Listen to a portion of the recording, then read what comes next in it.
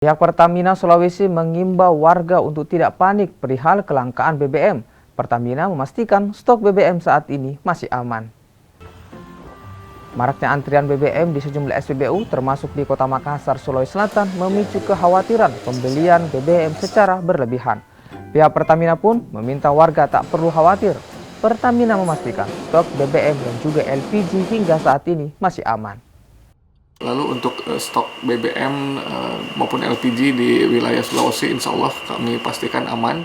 Insya Allah dari Pertamina Patraniaga akan ikhtiar maksimal untuk tetap menyalurkan energi, baik BBM maupun LPG kepada masyarakat. Kalau untuk stoknya sendiri Mas, seperti apa? Gimana? Kalau stok di Sulawesi sendiri seperti apa Mas? Untuk stok di Sulawesi insya Allah aman, untuk coverage day-nya di level yang normal, jadi masyarakat tidak perlu khawatir, tidak perlu panik buying sehingga menimbulkan antrian yang panjang.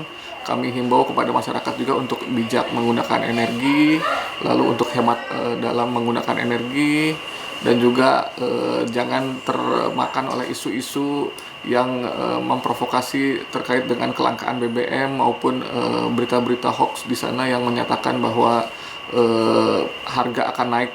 Alhamdulillah kemarin dari pemerintah sudah menyatakan harga tidak naik, dan juga kita di sini Pertamina Patraniaga akan ikhtiar maksimal untuk menyalurkan BBM maupun LPG kepada masyarakat.